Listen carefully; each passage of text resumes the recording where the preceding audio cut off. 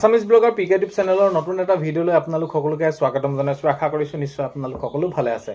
আজি হৈছে ৭ মাৰ্চ। আজি সন্ধিয়াৰ কেইটামান গুৰুত্বপূৰ্ণ খবৰ আপোনালোকলৈ লৈ আহিছোঁ। আপোনালোকে ভিডিঅ'টো শেষৰলৈকে চাব বুলি আশা কৰিলোঁ। শেষত আপোনালোকে ভিডিঅ'টো চাই আপোনালোকৰ মতামত কমেণ্টৰ জৰিয়তে জনাব। আৰু এইখিনিতে আপোনালোকক সদায় কোৱাৰ দৰে চেনেললৈ যিসকল আপোনালোক নতুনকৈ আহিছে, চেনেলটো ছাবস্ক্ৰাইব কৰাৰ লগতে কাষতে থকা বেল আইকনটো প্ৰেছ কৰি অল কৰি থ'ব, যাতে নতুন এটা ভিডিঅ' দিয়াৰ লগে লগে আপোনালোকে আগতীয়াকৈ চাবলৈ পায়। যদি ভিডিঅ'টো চাই ভাল পায়, লাইক এটা কৰি দিব আৰু শ্বেয়াৰ কৰিব বুলি আশা কৰিলোঁ। প্ৰথমটো খবৰ হৈছে 11 মাৰ্চত মুখ্যমন্ত্ৰী মহোদয়ে উদ্বোধন কৰিব যোৰহাটৰ লাচিত মৈদানৰ প্ৰকল্প। তো এতিয়া মাননীয় মুখ্যমন্ত্ৰী মহোদয়ে জন আশীৰ্বাদ যাত্ৰাত অংশগ্ৰহণ কৰি আছে। ইয়াৰ সমান্তৰালকৈ যিসমূহ আঁচনি ৰূপায়ণ কৰোৱাৰ কথা তেওঁলোকে সেইখিনি উল্লেখ কৰিছিলে, সেইখিনি প্ৰসংগটো ইতিমধ্যে কৰি হৈ গৈছে আৰু বিভিন্ন ধৰণৰ কাৰ্যসূচীত অংশগ্ৰহণ কৰিছে। সেয়া লাগে নতুন ব্ৰিজৰ ক্ষেত্ৰতে হওক, এতিয়া যি লাচিত মৈদাম প্ৰকল্প সেইখিনি উদ্বোধন কৰাৰ ক্ষেত্ৰতে হওক, তো বিভিন্ন কামত তেনেদৰে জড়িত হৈ আছে মাননীয় মুখ্যমন্ত্ৰী মহোদয়ে। আৰু 11 মাৰ্চত মাননীয় মুখ্যমন্ত্ৰী মহোদয়ে উদ্বোধন কৰিব যোৰহাটৰ লাচিত মৈদানৰ প্ৰকল্প। তো বহুতে বেছি ভাল খবৰ। এতিয়া মাননীয় মুখ্যমন্ত্ৰী মহোদয়ে যিসমূহ কাম কৰিছে সেইখিনি এতিয়া আমি দেখিছোঁ, নিযুক্তিৰ ফালৰ পৰা আদি কৰি সকলোখিনি কাম তেনেদৰে কৰি গৈছে। বাৰু যি কি নহওক, প্ৰথমটো খবৰ আপোনালোকলৈ আগবাঢ়িলোঁ। দ্বিতীয়টো খবৰ হৈছে আজি জন আশীৰ্বাদ যাত্ৰাত অংশগ্ৰহণ সৰুপথাৰত মুখ্যমন্ত্ৰী মহোদয়। এতিয়া জন আশীৰ্বাদ যাত্ৰাত মাননীয় মুখ্যমন্ত্ৰী মহোদয়ে বহুত মৰম পাইছোঁ বুলি কৈছে।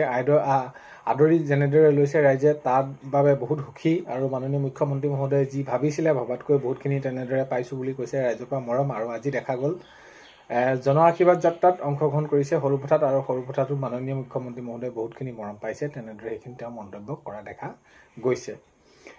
নেক্সটটো খবৰ হৈছে গৌৰৱ গগৈ যদি দম আছে তেওঁ কওক যে মিয়া ভোট নালাগে বুলি। এইখিনি ক্ষেত্ৰত পবিত্ৰ মাৰ্ঘেৰিটাই জনাইছে। পবিত্ৰ মাৰ্ঘেৰিটাই গৌৰৱ গগৈ ডাঙৰীয়াক কটাক্ষ কৰিছে, এনেদৰে কৈছে, মন্তব্য ৰাখিছে, কৈছে যে তেওঁ যদি দম আছে কওক যে আমাক মিয়া ভোট নালাগে বুলি। তো আমিতো স্পষ্টভাৱে কওঁ আমাক নালাগে বুলি। তো পবিত্ৰ মাৰ্ঘেৰিটাই তেনেদৰে সেইখিনি গৌৰৱ গগৈ ডাঙৰীয়াক কটাক্ষ কৰিছে।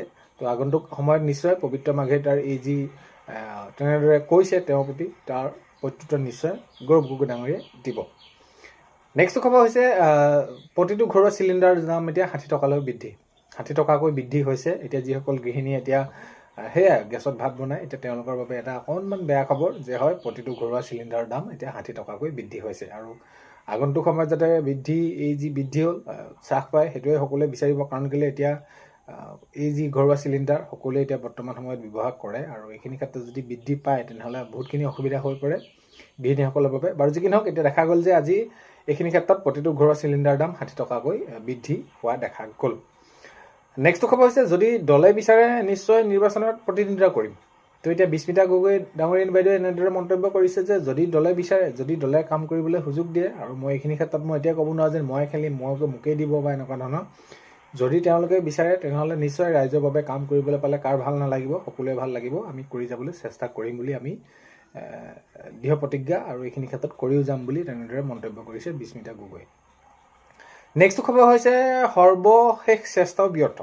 তো অখিল গগৈ ডাঙৰীয়াই কৈছে যিহেতু আগন্তুক 26 নিৰ্বাচন আহি আছে, নিৰ্বাচনৰ প্ৰাকখনত এতিয়া কংগ্ৰেছৰ হৈছে মিত্ৰতা প্ৰসংগ যেতিয়া নেকি এইখিনি আলোচনা নহ'ল বা হৈ আছে, এনেকুৱা ধৰণৰ এৰাধাৰ মাজেৰে হৈ আছে, আৰু এতিয়া আমি আমাৰ ফালৰ পৰা যিমান চেষ্টা কৰিছোঁ সকলো ফালৰ পৰা ব্যৰ্থ হৈছোঁ বুলি অখিল গগৈ ডাঙৰীয়াই মন্তব্য কৰিছে। আৰু যিহেতু আজি ৰাতিলৈকে এইখিনি সময় দিছে, তাৰপিছত আৰু সেইখিনি মুখ খুলিম বুলি কৈছে। আৰু এক প্ৰকাৰে চাবলৈ গ'লে তেনেদৰে আজি ডেডলাইনেই দিছে তেনেদৰে। তো আগন্তুক সময়ত গম পোৱা যাব। কাৰণ কেলৈ ইয়াৰ আগতো অখিল গগৈ ডাঙৰীয়াই তেনেদৰে ডেডলাইন দিছিলে, আৰু নিৰ্বাচনৰ ওচৰ যিমানে ওচৰ চাপিছেই, তো নিৰ্বাচনৰ ওচৰ যিমানে চাপিছেই নিৰ্বাচনৰ সময়, তো এইখিনি ক্ষেত্ৰত এতিয়া তেওঁলোকৰ এই যি মিত্ৰতা প্ৰসংগই এইখিনি তেওঁলোকৰ সম্পূৰ্ণ হোৱাগৈ নাই। আৰু এইখিনি ক্ষেত্ৰত তেওঁ জনাইছে যে সৰ্বশেষ চেষ্টাও ব্যৰ্থ বুলি এনেদৰে জনাইছে অখিল গগৈ ডাঙৰীয়াই। তো তথাপিতো আগন্তুক সময়ত কি হয়, কেনেদৰে হয়, সেইখিনি দেখা পোৱা যাব।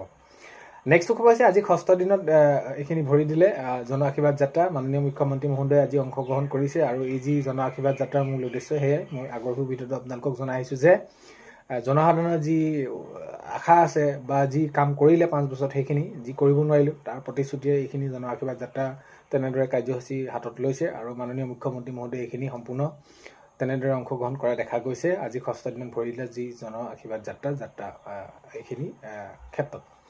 নেক্সটটো খবৰ হৈছে সৰুপথাৰৰ বাসীয়ে পুনৰ বিচাৰে হিমন্ত বিশ্ব শৰ্মা মুখ্যমন্ত্ৰী হোৱাটো। তো এতিয়া মাননীয় মুখ্যমন্ত্ৰী মহোদয়ে যিহেতু এতিয়া জন আশীৰ্বাদ যাত্ৰাত তেনেদৰে কাৰ্যসূচীত অংশগ্ৰহণ কৰি আছে, আৰু এতিয়া অংশগ্ৰহণ কৰোঁতে যিহেতু স্থানীয় যিসকল ৰাইজ গৈছে সমষ্টিৰ ৰাইজ তেনেদৰে তেওঁলোকক সোধা গৈছে যে মুখ্যমন্ত্ৰী হিচাপে কাক বিচাৰে তো এতিয়া সৰুপথাৰবাসীয়ে তেনেদৰে কৈছে যে মাননীয় মুখ্যমন্ত্ৰী মহোদয়ক অৰ্থাৎ হিমন্ত বিশ্ব শৰ্মাকে মুখ্যমন্ত্ৰী হোৱাটো বিচাৰোঁ কাৰণ কেলৈ যিখিনি কাম কৰিছে সেয়া নিযুক্তিৰ ক্ষেত্ৰতে হওক চৰকাৰী চাকৰি যিকোনো ধৰণৰ ক্ষেত্ৰতে হওক আঁচনিৰ ক্ষেত্ৰতে হওক বা যিখিনি যেনেদৰে সুবিধা দিয়াৰ ক্ষেত্ৰতে হওক মাননীয় মুখ্যমন্ত্ৰী মহোদয়ে যিসমূহ কাম কৰিছে সেইখিনি লেখত ল'বলগীয়া আৰু তেওঁকে পুনৰ মুখ্যমন্ত্ৰী হিচাপে আমি বিচাৰোঁ বুলি তেওঁ মন্তব্য কৰিছে তেওঁলোকে এতিয়া বিজেপি ভূপেন বৰাক লৈ বিহপুৰীয়াত বিজেপি বিদ্ৰোহ তো এতিয়া ভূপেন বৰা ডাঙৰীয়াক যি টিকট দিয়া নিদিয়া লৈ বা এনেদৰে তেওঁক সেইখিনি যোৱাৰ পাছত এতিয়া সমষ্টিত বিহপুৰীয়াত বিজেপিৰ মাজতে সেইখিনি তেওঁলোকে বিদ্ৰোহ হৈছে তেওঁলোকে সেইখিনি কথা ওলাইছে যে তেওঁক দিব নালাগে বা দিব লাগে এনেকুৱা ধৰণৰ অৰ্থাৎ মুঠৰ ওপৰত তেওঁলোকৰ মাজতে এইখিনি সৃষ্টি হৈছে তো দেখা যাওক আগন্তুক সময়ত কি হয় নহয় আপোনালোকে সকলোৱে গম পাব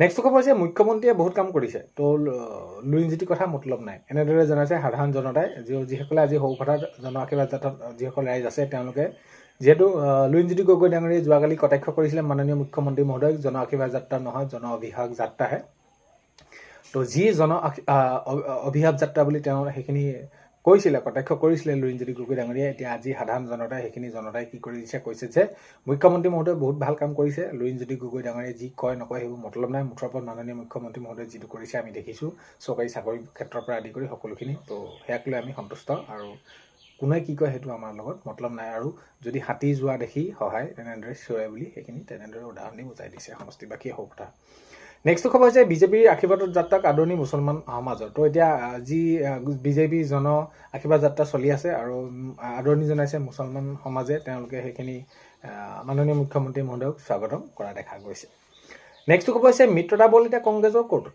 অখিল গগৈ ডাঙৰীয়াই আৰু এটা মন্তব্য আজি কৰিছে বিশেষ যদিও একো কোনো ধৰণৰ মন্তব্য ৰখা নাই সংবাদ মাধ্যমৰ আগত কিন্তু এটা কথা কৈছে যে এতিয়া মিত্ৰতা প্ৰসংগ যিহেতু বহুত বেছি উল্লেখ হৈ আছে আৰু ইয়াৰ প্ৰাক্ষণত আৰু যিহেতু আজি তেনেদৰে এক প্ৰকাৰে ডেডলাইনে দিছে বুলি ক'ব পাৰি আৰু এইখিনি ক্ষেত্ৰত তেওঁ জনাইছে বিশেষ বহুত বেছি কোৱা নাই ডেডলাইন যিহেতু সময় আছে এনেদৰে তেওঁ মন্তব্য কৰিছে যে মিত্ৰতা যি বল এতিয়া কংগ্ৰেছৰ কোৰ্টত বুলিহে তেনেদৰে অখিল গগৈ ডাঙৰীয়াই মন্তব্য কৰিছে নেক্সট খবৰ হৈছে আজি ৰাতিটো 12টা বজালৈকে চাম তাৰপিছত মিত্ৰতা ক্ষেত্ৰত কি হয় নহয় সেইখিনি সকলোখিনি কাইলৈ ক'ব পৰা হ'ব আৰু অখিল গগৈ ডাঙৰীয়াই তেনেদৰে কৈছে তো সেইখিনি তো এতিয়া কংগ্ৰেছৰ যি কোৰ্টতে সকলোখিনি বল বুলি এতিয়া কৈছে কাৰণ কেলৈ মই বল খেলিবলৈ পোৱা নাই বল দেখিয়ে পোৱা নাই এনেকুৱা ধৰণৰ অখিল গগৈ ডাঙৰীয়াই মন্তব্য ৰাখিছে নেক্সট খবৰ হৈছে কংগ্ৰেছ দল ত্যাগ কৰি ৰাতুল কলিতাৰ সংবাদমেল তো এতিয়া কংগ্ৰেছ দল আজি ত্যাগ কৰা তেনেদৰে দেখা গৈছে আৰু ৰাতুল কলিতাৰ আজি সংবাদমেল তেনেদৰে সম্বোধন কৰিছে নেক্সট খবৰ হৈছে কংগ্ৰেছৰ আগত আত্মসমৰ্পণ কৰিলে অখিল গগৈ তো সেইখিনি মন্তব্য কৰিছে ফুটছাৰ গুলাল বাবু কিম্বিয়া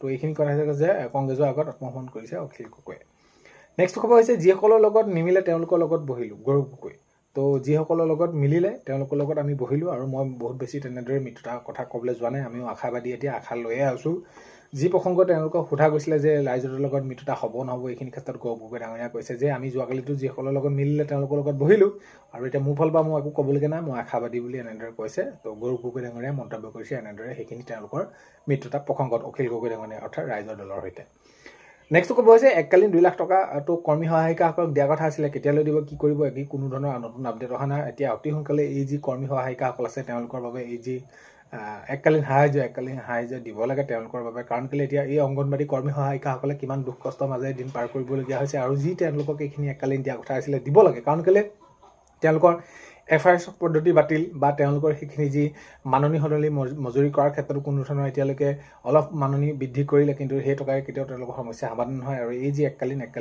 দিলে সকলোৰে বাবে বহুতখিনি সুবিধা হ'ল হয় নেক্সট খবৰ হৈছে আজি যোৰহাটত প্ৰদেশ কংগ্ৰেছৰ সভাপতি আজি উপস্থিত হ'ল তেওঁ যোৰহাটত তেওঁ বিভিন্ন কাৰ্যসূচী লৈ তো আজি উপস্থিত হোৱা দেখা যায় প্ৰদেশ কংগ্ৰেছৰ সভাপতি গৌৰৱ গগৈ ডাঙৰীয়া তো আজি 7 মাৰ্চৰ সন্ধিয়া খবৰ এইকেইটাই আপোনালোকক জনালোঁ ভিডিঅ'টো আপোনালোকে শেষৰলৈকে চোৱাৰ বাবে বহুত বেছি ধন্যবাদ আপোনালোকক এইখিনি জনালোঁ আৰু নতুন গ্ৰাহকসকলে যিসকল চেনেলটো ছাবস্ক্ৰাইব কৰাৰ লগতে কাষতে থকা বেল আইকনটো প্ৰেছ কৰি অল কৰি থ'ব যাতে নতুন এটা ভিডিঅ' দিয়াৰ লগে লগে আপোনালোকে আগতীয়াকৈ চাবলৈ পায় অন্য এটা ভিডিঅ'ৰ সৈতে লগ পোৱাৰ আজিলৈ বাই